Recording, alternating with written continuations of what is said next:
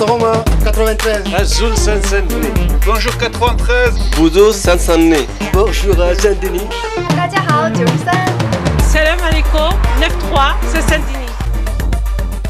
Bonjour 93, spéciale législative. Nous recevons Madame Elisabeth Guigou qui brigue un troisième mandat dans la 6e circonscription qui regroupe les cantons Aubervilliers-Pantin. Madame Guigou, bonjour. Bonjour. Vous êtes depuis 10 ans députée en Seine-Saint-Denis. Au niveau de l'Assemblée nationale, vous appartenez à deux commissions, celle du groupe de travail sur la prévention des conflits d'intérêts, tant pour moi, et de la commission des affaires étrangères européennes, comme groupe d'études, celle des prisons et conditions carcérales. Groupe d'amitié, vous êtes vice-présidente du groupe France-Maroc, vous occupez la 412e place à l'hémicycle. Madame Guigou, votre expérience à l'Assemblée nationale, est-ce que vous pouvez nous dire comment travaillent les députés socialistes ? D'abord, nous sommes inscrits dans des commissions, vous venez de le dire, donc nous travaillons principalement dans nos commissions. Et le travail de commission qu'on ne montre jamais à la télévision occupe la plus grande partie de notre temps. Voilà, puis ensuite nous partageons l'examen des projets de loi à l'intérieur d'un groupe politique, qui est le groupe socialiste pour ce qui me concerne, avec le PRG, qui est avec nous. Et donc nous sommes responsables de textes, moi j'ai été responsable de plusieurs textes, voilà, et je travaille aussi beaucoup bien sûr sur les sujets sur lesquels j'ai eu des responsabilités ministérielles, en particulier bien sûr toutes les questions de justice, les questions de société, les questions sociales, puisque j'étais ministre de l'Emploi et de la Solidarité, les questions affaires étrangères et affaires européennes. Là aussi, j'ai des responsabilités ministérielles, donc j'interviens sur à la fois les textes, les prises de position. Voilà, j'essaye, comme je n'ai qu'un seul mandat depuis 10 ans, et que j'y tiens à ce mandat unique, et que je suis contente de voir qu'enfin on va y arriver pour les députés et sénateurs. Voilà, je consacre la plus grande majorité de mon temps à l'Assemblée nationale. Après, j'ai d'autres activités. J'ai beaucoup d'activités internationales parce que je participe à des think tanks internationaux, européens ou internationaux, que je dirige moi-même une association que j'ai créée en 1994, qui s'appelle Europartenaires, qui travaille sur l'Europe. Donc, mais c'est toujours en synergie, si vous voulez, avec mon travail de député. Voilà. Alors, vous avez été conseiller spécial du président François Mitterrand, vous l'avez rappelé tout à l'heure, plusieurs fois ministre, à la fois de François Mitterrand et du gouvernement de Lionel Jospin. Aujourd'hui, si le président François Hollande demandait que vous soyez son conseiller, l'un de ses conseillers spéciaux, vous lui direz oui? Non, je crois qu'il ne faut pas revenir en arrière. On me dit souvent, mais alors, pourquoi vous n'êtes pas encore ministre de la Justice? Bon, non, je crois qu'il faut... Voilà, j'ai été très heureuse d'être ministre de la Justice. Je crois avoir pas trop mal fait ce travail.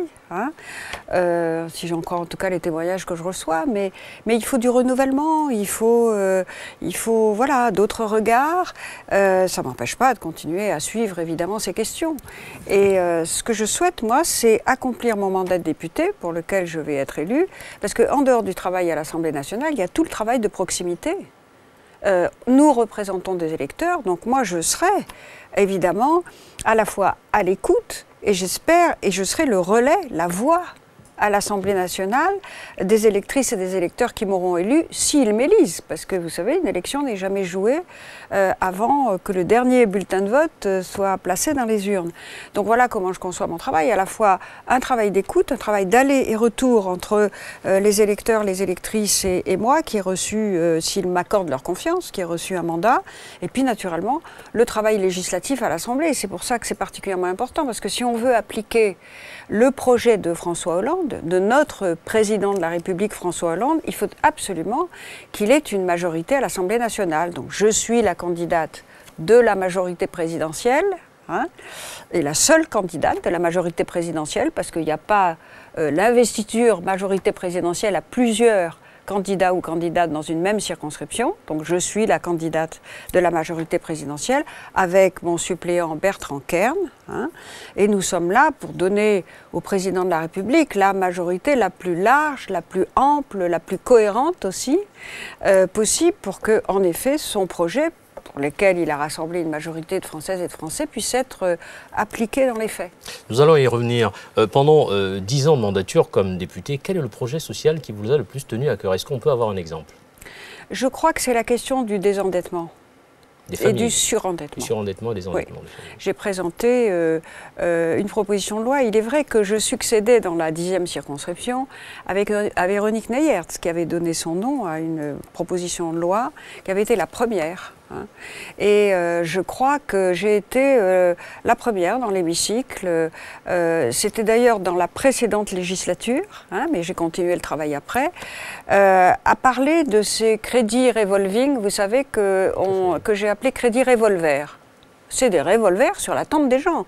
On vous attrape à une caisse de supermarché, on vous fait signer sans vous expliquer de quoi il s'agit un crédit à des taux absolument insupportables. Et c'est comme ça que de pauvres gens, on en a vu combien dans mes permanences qui arrivaient les malheureux ou les malheureuses avec des paquets comme ça de choses, ils ne savaient pas comment faire. Voilà. Donc, si vous voulez, heureusement, alors ça finit par être repris par les gouvernements précédents, mais nous avons initié ce travail. Ça, c'est une des choses, si vous voulez. Après, on a eu des propositions de loi qui ont fait l'unanimité, d'ailleurs, je dois le dire. Par exemple, sur les bruits des deux roues. Bon, voilà. Ça peut être insupportable. Hein. Et en plus, c'est très dangereux. Parce que quand vous avez... on avait ce phénomène il y a quelques années. Vous avez des enfants...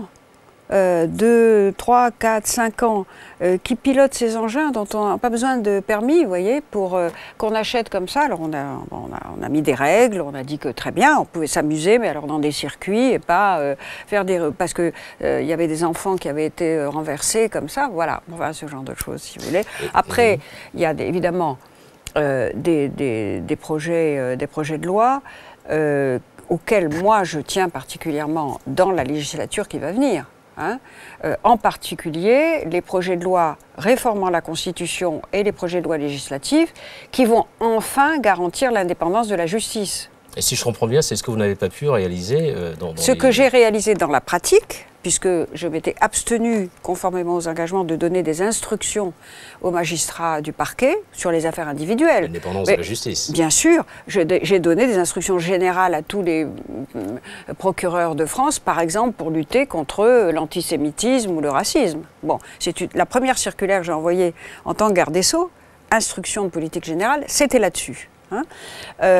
Mais en revanche, ne pas intervenir dans les dossiers individuels pour favoriser des copains, faire des passe-droits. Vous avez vu, enfin c'était scandaleux ce qu'on a vu sur les procès de la ville de Paris ou à Nanterre, enfin bon bref, où il y a un procureur qui a... Bon, enfin, j'insiste pas, vous connaissez tout ça. Donc j'avais dans les faits pratiqué cette indépendance, j'avais respecté tous les avis du Conseil supérieur de la magistrature sur la nomination des procureurs, parce qu'en dehors des instructions, si vous faites pression sur la carrière des procureurs, évidemment, hein, c'est aussi une façon de ne pas respecter leur indépendance. Et j'avais préparé une modification de la Constitution que j'avais fait voter dans les mêmes termes par l'Assemblée et le Sénat, qui à l'époque étaient à droite. J'avais réussi ça.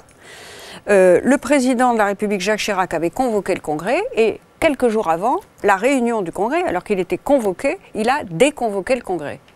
À part la révision constitutionnelle, il y avait plusieurs projets de loi pour inscrire dans la loi ce qu'était ma pratique. Voilà. Alors maintenant, toute cette réforme a été reprise par François Hollande. Et nous allons la mettre en œuvre et Christiane Taubira fera ça très bien. Et je suis très heureuse qu'elle soit là. Voilà. C'est une très belle tradition. C'est une femme que j'estime beaucoup. Ça nous amène à parler de l'actualité du gouvernement. Alors, François Hollande a été élu par tous les Français, si on peut dire ainsi, et il a décidé de mettre en place un certain nombre de chantiers. Et on voit, il y a les premiers résultats sur le premier tour des législatives des Français de l'étranger, et à grande surprise, les socialistes viennent en tête. C'est véritablement une surprise parce qu'on s'attendait à tout, sauf à ça. Oui, mais pourquoi ça ? Avant de venir, de commenter ces résultats, parce que je connais bien plusieurs des candidats que je suis allée soutenir dans plusieurs de ces circonscriptions. Pourquoi ça? Mais parce que les premières semaines du président de la République et du gouvernement ont été vraiment exemplaires. Le président de la République et le gouvernement ont déjà pris toutes les mesures, ou presque toutes les mesures qu'ils pouvaient prendre, sans avoir besoin de loi nouvelle, parce que c'est pas possible, on n'a pas de majorité à l'Assemblée aujourd'hui. Bon. Donc ils ont pris les mesures qu'ils pouvaient prendre. Exemplarité de la République, avec interdiction du cumul des mandats pour les ministres, des salaires des ministres, charte de déontologie pour éviter les conflits d'intérêts, vous vous souvenez, affaire Woerth, Bettencourt, tout ça, la réduction des salaires des ministres, pour dire, alors que trop de Français souffrent de la réduction du pouvoir d'achat, de la précarité, il faut montrer l'exemple. Sobriété, hein, le président de la République habite chez lui, il fait ses courses. Moi, j'ai d'ailleurs toujours habité chez moi. Je n'ai jamais habité dans les palais de la République. J'ai toujours considéré que c'était des bureaux, qu'on avait une chance formidable, on travaillait dans des musées, hein, mais chez moi, pour avoir d'ailleurs... Et qu'est-ce que vous faisiez du logement de fonction qui vous a été attribué? Eh bien, il était transformé en bureau. Voilà. Donc vous travaillez quand même dans les bordures dorées de la République. Ah, mais bien entendu, mais ça c'est un privilège que donne la République. On a heureusement de belles mairies, on a de très beaux bâtiments officiels, mais je n'ai jamais habité, ma vie personnelle n'a jamais été dans les palais de la République. Et je dois dire que François Hollande a pris aussi, vous l'avez vu, suppression de la circulaire Guéant, qui interdisait aux étudiants étrangers venus chez nous, dont on a tellement besoin de travailler chez nous. Troisièmement, décret ce matin en Conseil des ministres sur la retraite à 60 ans pour les personnes qui ont commencé à travailler à 18 ou 19 ans, après une concertation avec les représentants syndicaux, et en donnant un avantage aux mères de famille, parce que ce sont surtout les femmes qui sont pénalisées, parce qu'elles n'ont pas des carrières complètes en raison de la maternité, du fait que beaucoup se mettent en temps partiel, par exemple, pour élever les enfants. Donc tout ça sont des premières mesures qui sont évidemment très, très significatives. Et puis l'action du président de la République sur le plan international. C'est fondamental. Notamment, il a réussi à installer le thème de la croissance, l'exigence de la croissance, au premier rang des agendas européens et mondiaux, puisque vous avez vu au G8, le président Obama dit enfin l'Europe parle et veut faire des actions, pas seulement parler, mais veut avoir des actes pour promouvoir la croissance. Et c'est indispensable, car si on veut lutter contre le chômage qui atteint des sommets en Europe et chez nous, hein, si on veut lutter contre la précarité et si on veut réduire les déficits et la dette, il faut de la croissance. Si on n'a pas de croissance, non seulement on continuera à avoir le chômage et la précarité exploser, mais en plus, hein, on n'arrivera pas à réduire les déficits et la dette parce qu'on n'aura aucune recette qui rentrera dans les caisses publiques. Et comment on fait pour avoir la croissance ? Pour avoir la croissance, il y a des propositions très concrètes et précises qui ont été faites par François Hollande, sur lesquelles j'ai personnellement travaillé dans son équipe de campagne, puisqu'il m'avait chargé de ça, de la renégociation du traité européen. Premièrement, nous allons demander à la Banque européenne d'investissement de pouvoir financer des investissements nouveaux qui vont générer des emplois et de la croissance. Par exemple, des économies d'énergie. Si toute l'Europe aide, comme elle le fait déjà, hein, tous les pays européens à faire en sorte que leurs bâtiments publics puissent être ne serait-ce que ça, isolés pour économiser l'énergie, ça crée immédiatement des emplois et de la croissance. Les grandes infrastructures pour relier les pays européens entre eux, les investissements en nouvelles technologies, hein, ou en énergie solaire, voilà des projets qui sont prêts aujourd'hui, hein, sur lesquels nous avons travaillé. La Banque européenne d'investissement, dotée, vous verrez, ça sera décidé certainement au prochain Conseil européen. Voilà une proposition de François Hollande qui a bien cheminé. Deuxièmement, la taxe sur les transactions financières. Est-ce qu'elle est facile à mettre en œuvre, justement, cette taxe sur les transactions financières ? Mais elle est parfaitement, elle a été calibrée. Simplement, au lieu d'avoir un avorton de taxe sur les transactions financières qui n'est qu'un impôt de bourse, qui d'ailleurs a été supprimé par M. Sarkozy pour être rétabli en plus. Parce que le président Chirac en parlait déjà, la taxation sur pour le financement, les financements innovants, il en a parlé. On a vu la difficulté de mettre ça en place. Quels sont les leviers que le président Hollande les leviers au niveau européen. Au niveau européen, la taxe sur les transactions financières, elle peut concerner toutes les transactions financières, est extrêmement faible. Comme ça, elle ne pénalisera pas. À hauteur de quel serait le pourcentage ? 0,01%, parce que les masses sont évidemment énormes. Hein. On peut dégager comme ça des montants extrêmement importants pour à la fois abonder le budget européen, faire en sorte, par exemple, qu'il y ait un fonds européen, autre proposition de François Hollande, pour soutenir l'emploi des jeunes. Le chômage des jeunes est un drame européen. Donc on sait qu'on peut avoir, vous savez, je regardais la liste, par exemple, de ce que l'Europe finance ici, à Pantin, à Aubervilliers. Hein, des réalisations très concrètes dont personne ne parle jamais. Tout le monde tape sur l'Europe, on ne dit jamais ce que l'Europe finance. Hein. la réfection de l'avenue de la République à Pantin, la réfection de nos parcs, la création de gymnases. Bon, alors François Hollande a proposé qu'il y ait ces augmentations de ressources qui n'augmenteront pas la dette, hein, parce que ça générera des retours extrêmement importants. Et tout ça chemine vraiment. Et puis il y a les fameux eurobonds, les euro-obligations, qui peuvent être à la fois des émissions d'emprunt pour financer des projets concrets, venant après auprès de la BEI, ou bien, et ça c'est dans une perspective peut-être plus à moyen terme, des euro-obligations pour mutualiser la dette des Européens, car on voit bien que si on avait dès le début, pour la Grèce, hein, mutualisé, c'est-à-dire mis en commun les emprunts que faisaient les différents pays européens, ben la Grèce n'en serait pas là aujourd'hui dans l'espèce de chaos économique et politique, hein, dans laquelle est ce malheureux pays parce qu'on n'a pas cessé de lui imposer des plans d'austérité mais est-ce que ce n'est pas le problème de la Grèce? Parce que d'après les spécialistes, pour entrer dans l'Europe, le dossier de la Grèce n'était pas aussi fiable qui a été fait. Non, le problème n'était pas de l'entrée dans l'Europe. C'était pas à ce niveau-là. Le problème n'était pas de l'entrée dans l'Union européenne. Le problème a été qu'au moment de l'entrée dans la zone euro, précisément, hein, ce qui est autre chose, enfin c'est à l'intérieur, on va dire, de l'Union européenne, comme vous savez, à ce moment-là, malheureusement, les dirigeants grecs de l'époque, qui étaient de droite, ont maquillé les statistiques. Mais les autres ont une part de responsabilité aussi. Parce que quand l'euro a été créé, donc il y a eu toute une préparation, vous vous souvenez, entre 1992 et puis 2000 hein, quand l'euro a été créé. Mais à partir du moment où l'euro a été créé, c'est en 2003, M. Sarkozy, qui a refusé que l'Office européen de statistique Eurostat aille contrôler sur place les statistiques fournies par les États membres, parce qu'il y a des règles à respecter hein, pour que ça fonctionne bien, une zone monétaire. Il a refusé. Pourquoi il a refusé? Pour pas qu'on vienne mettre son nez dans les affaires françaises. Parce que le déficit, déjà, bien avant la crise, 5 ans avant la crise mondiale, le déficit français avait commencé à complètement exploser. Et c'est parce que la France, et d'ailleurs l'Allemagne à l'époque, ont refusé ces contrôles sur pièce et sur place par l'Office européen de statistique, par Eurostat, bah que la Grèce, en tout un peu, enfin les dirigeants grecs de l'époque, hein, qui étaient de droite, hein, ça vous fait oui, mais je le dis, parce qu'ils ont une responsabilité écrasante. Hein, voilà. Alors après, M. Papandréou, le pauvre, il a essayé de faire tout ce qu'il a pu pour remettre de l'ordre, mais bon, évidemment, il avait un héritage bien plombé. Alors, parmi les mesures prises par le chef d'État, bien évidemment, il y a la réduction du train de vie hein, de l'État, et on le voit lui-même, prise, il ne veut pas tellement prendre l'avion, il va par train, il prend sa voiture. Ça, ce sont des mesures, certes, symboliques, mais il y a les législatives.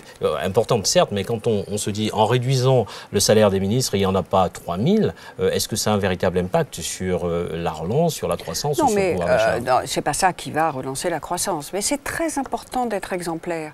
Il y a la notion d'éthique qui prévaut. Il va falloir faire beaucoup d'efforts pour rétablir les équilibres et pour pouvoir lutter contre le chômage et par exemple pour que notre département de Seine-Saint-Denis bénéficie de priorités, qu'on rétablisse des postes de professeurs ou de RASED, qu'on ait davantage de policiers dans nos rues. On a perdu 30% des effectifs de policiers dans les villes de Pantin et d'Aubervilliers, vous vous rendez compte? Enfin, c'est une stupidité majeure pour que nous puissions avoir bénéficié tout simplement de cette remise à niveau. Donc il va falloir demander des efforts à qui? À ceux d'abord qui ont été très privilégiés par la droite, hein, notamment en supprimant ces niches fiscales qui n'ont aucun intérêt. Hein. Et donc parmi les autres mesures symboliques, vous avez, enfin symboliques mais très importantes, la réduction de 1 à 20 de l'écart des salaires dans les entreprises publiques, là où l'État a le moyen de décider. Vous avez vu ce qui s'est passé sur Air France, l'interdiction des retraites chapeaux. Tout ça pour avoir un effet d'exemplarité et d'entraînement pour que chacun se sente patriote à cet égard. Alors, c'est tout ça qui fait les résultats, me semble-t-il, des premiers tours que vous avez cités dans les circonscriptions des Français de l'étranger. Moi, je connais bien Pouria Amir Chahi dans la circonscription Maghreb-Afrique du Nord. Je suis allée le soutenir. J'ai d'ailleurs représenté François Hollande auprès du gouvernement algérien, puisqu'il m'avait demandé de faire une mission là-bas. Je connais bien Axelle Lemaire, qui est candidate sur la grande circonscription Londres, Royaume-Uni, Scandinavie. Je connais bien Pierre-Yves Le Borne, qui est candidat dans l'Europe centrale et orientale. Je connais bien Philippe Cordery, que j'ai aussi soutenu à Bruxelles, Pays-Bas, Luxembourg. Je suis allée à Rome pour faire des réunions, à la fois pour la présidentielle et pour les législatives, avec nos amis là-bas. Donc, j'ai pu apporter une toute petite contribution, parce que l'essentiel a été fait par les candidats. Bon, ben, tant mieux. Alors maintenant, ça n'est qu'un premier tour. C'est formidable. 7 candidats sur 11. Alors que l'UMP avait fait le calcul en créant ces nouvelles circonscriptions qu'ils allaient rafler comme ça 11 députés supplémentaires pour eux. Bon, alors, c'est bien parti, mais ça n'est qu'un premier tour et une élection n'est jamais gagnée avant que le deuxième tour ait été réalisé. Mais enfin, j'espère que ces 7 candidats qui sont arrivés en tête, Serge Coronado, également, à qui j'ai envoyé un message de soutien à sa demande en Amérique du Sud, eh bien, j'espère que ces 7 qui sont arrivés en tête seront élus et qu'on les retrouvera avec nous sur les bancs de l'Assemblée nationale. On aura déjoué un mauvais tour de l'UMP. Alors si effectivement l'Assemblée nationale passe à gauche, alors on aura la présidence de la République qui serait à gauche, le Sénat qui est déjà passé à gauche, l'Assemblée nationale qui sera aussi à gauche. Est-ce que ça veut dire que tout et n'importe quoi va passer comme texte de loi, y compris ce qui sera populaire? Je ne peux pas vous laisser dire ça, n'importe quoi. Écoutez, c'est les institutions de la République. Et c'est le vote majoritaire, c'est la démocratie. C'est le vote majoritaire des Françaises et des Français. S'ils élisent la gauche, c'est bien, c'est pour quelque chose. C'est parce que, d'une part, ils ont désapprouvé la politique tellement injuste socialement, tellement injuste, et qui a diminué la place de notre pays, abîmé son image. Alors maintenant, il s'agit de redresser notre pays, aussi de rétablir la justice sociale et de garantir l'exemplarité de l'État et de réorienter l'Europe. Les Françaises et les Français, ils ont voté pour ça, il va falloir le faire. Après, dans 5 ans, il y aura d'autres élections. S'ils ne sont pas contents, ils pourront voter pour d'autres. Voilà. Alors, la question que j'ai envie de poser, Madame Guigou, c'est est-ce que vous pensez que, je veux dire, cet ancrage à gauche toute est le désaveu uniquement de la droite ou le désaveu d'une personne? En l'occurrence, le président sortant, Nicolas Sarkozy. Non. Il y a évidemment une part de rejet de M. Sarkozy qui avait un comportement qui a été désapprouvé par beaucoup de monde. Je ne vous parle pas de ce qui s'est... de la façon dont de certains comportements avec nos partenaires étrangers, qui n'ont pas rehaussé, si vous voulez, l'image de notre pays. Mais il y a ça, mais c'est une politique. C'est toute une politique qui est menée d'ailleurs depuis 10 ans, bien avant que M. Sarkozy soit président de la République. Il était ministre de l'Intérieur, il a été ministre du Budget, donc il était parfaitement impliqué et solidaire. Politique qui, depuis 10 ans, n'a fait que systématiquement avantager ceux qui étaient déjà très avantagés. Voilà, dans la société, et systématiquement matraquer à travers l'augmentation 40 impôts nouveaux créés, la suppression, l'augmentation des taxes sur les mutuelles qui font que maintenant vous avez 8 millions de Français qui hésitent à se faire soigner, une politique du logement aberrante qui a laissé des maires refuser de construire des logements sociaux. Ici, dans notre département de Seine-Saint-Denis, il y a plusieurs communes qui ne respectent pas la loi SRU sans que personne ait bougé. Donc voilà, c'est une politique d'injustice sociale qui a creusé les inégalités sociales, les inégalités en matière d'éducation avec la suppression des postes de RASED par exemple, les inégalités territoriales. Voilà. Est-ce qu'on peut dire que la crise que connaissait et qu'a connue la France et qui est toujours en cours a aussi une part de responsabilité dans la gestion qui a été celle du président Nicolas Sarkozy? Oui, ou alors sûr, c'est uniquement... Vous connaissez le rapport de la Cour des comptes qui a dit que, bien entendu, dans la dégradation phénoménale, 600 milliards d'euros de dettes de plus pour les Français depuis 5 ans. 600 milliards. La destruction de 700 000 emplois industriels.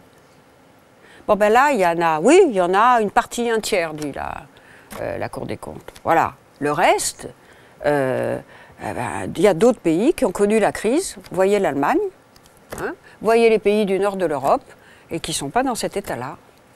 Le couple français, actuel français et allemand, vous vous dites, c'est un couple qui fonctionne ou... Ben, c'est un couple qui doit fonctionner. Qui doit fonctionner. Mais il n'a pas bien fonctionné ces dernières années. Pourtant, on avait l'impression que l'ancien président et Angela Merkel, c'était... ils fonctionnaient main dans la main. D'abord, ils sont amis politiques, vous l'avez noté. Mais en fait, jamais ils n'ont pris d'initiative. Quand je me souviens, moi qui ai été auprès du président Mitterrand, avec Helmut Kohl, qui n'était pas de son bord politique, les initiatives qu'ils ont prises pour l'Europe, hein, la création de l'euro, c'est ça. Erasmus, c'est eux. La citoyenneté européenne, le droit de vote, c'est ça. Le fait qu'on ait les premiers programmes de recherche européens, ce sont des initiatives conjointes qu'ils ont prises avec Jacques Delors.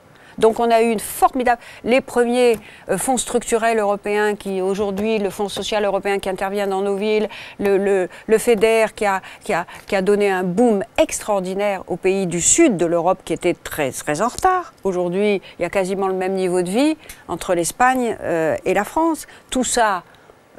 ça a été fait parce qu'on avait des dirigeants qui, ensemble, d'abord savaient surmonter, défendaient leurs intérêts nationaux, ça c'est bien normal, mais à un moment donné, ils savaient prendre des initiatives en faveur de l'intérêt général européen. Tout ça a été complètement perdu de vue depuis 10 ans, parce que les égoïsmes, la nécessité là, de rouler des épaules et de se montrer qu'on est le plus fort. Rouler les mécaniques, on pourrait dire, exactement. entre autres. Donc voilà, alors maintenant, je pense que François Hollande, il veut que la France et l'Allemagne soient un moteur dans l'Europe, mais pas un directoire qui domine tous les autres et qui dicte sa conduite à tous les autres, ce qui malheureusement a été le cas.